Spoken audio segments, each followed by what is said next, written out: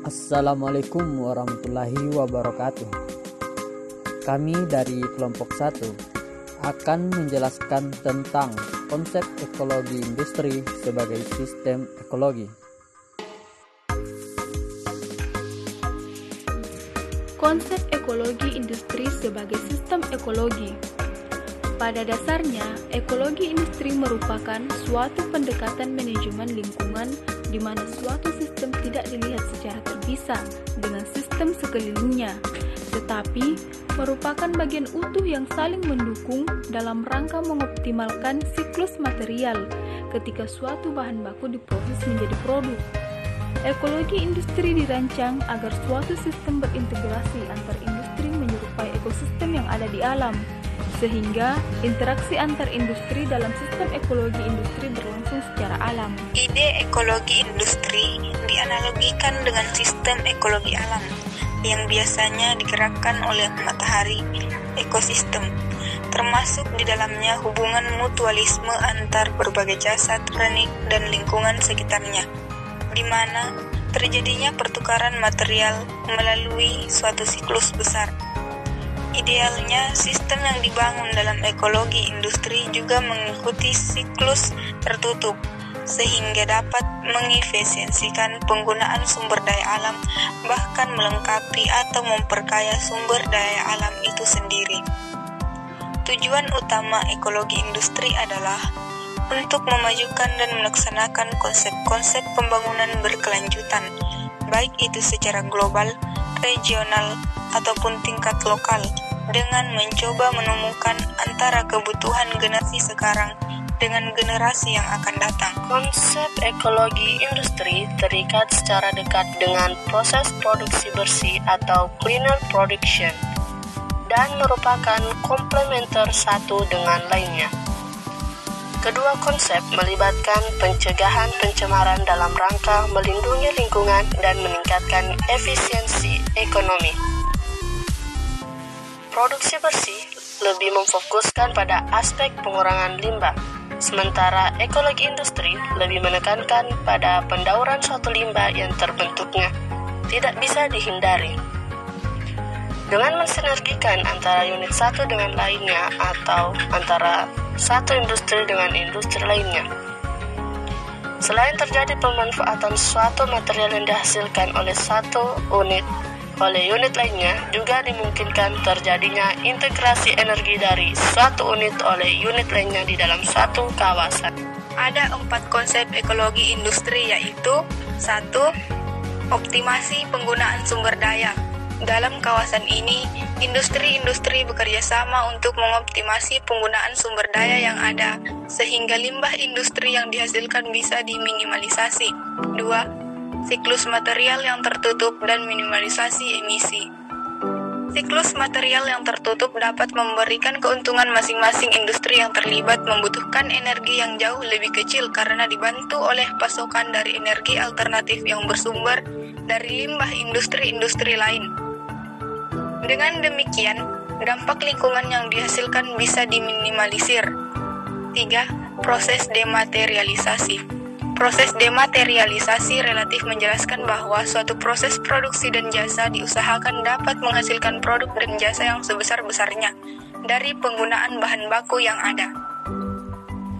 Proses dematerialisasi absolut menganggap bahwa dalam proses produksi harus meminimalkan penggunaan bahan baku, pengurangan dan penghilangan ketergantungan pada sumber energi tidak terbarukan. Penggunaan bahan bakar fosil dapat menyebabkan kerusakan lingkungan seperti efek gas rumah kaca, pemanasan global, dan hujan asam. 4. Simbiosis industri. Simbiosis industri merupakan suatu bentuk kerjasama di antara industri-industri yang berbeda.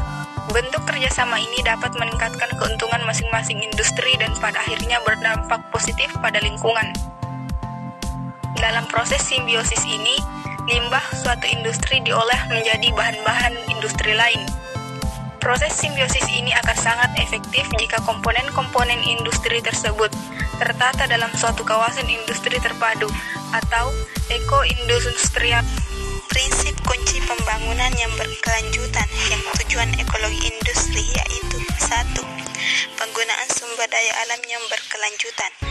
Ekologi industri mengembangkan prinsip untuk lebih mengutamakan penggunaan sumber daya alam yang dapat diperbaharui dan mengurangi penggunaan sumber daya alam yang tidak dapat diperbaharui. Aktivitas industri bergantung pada ketersediaan sumber daya alam yang kuat, sehingga untuk itu perlu untuk mengatur pemanfaatannya secara lebih efisien dalam proses operasi sebisa mungkin. Walaupun sudah banyak penelitian menemukan cara meminimalisasi penggunaan bahan baku ini. 2. Menjamin mutu atau kualitas hidup masyarakat sekitarnya. Manusia merupakan salah satunya komponen dalam interaksi yang ada dalam ekologi yang kompleks. Aktivitas-aktivitas manusia dapat dipisahkan dari fungsi-fungsi keseluruhan sistem. 3. Memelihara kelangsungan hidup ekologi sistem alami.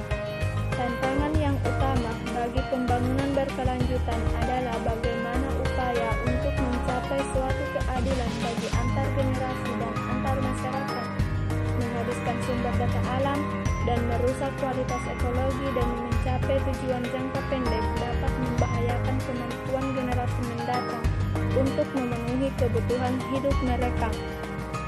Ekologi industri juga merupakan suatu sistem yang digunakan untuk mengolah aliran energi atau material sehingga diperoleh efisiensi yang tinggi dan menghasilkan sedikit polusi. Sebenarnya, tidak ada satupun desain tunggal dari ekologi industri yang berlaku umum.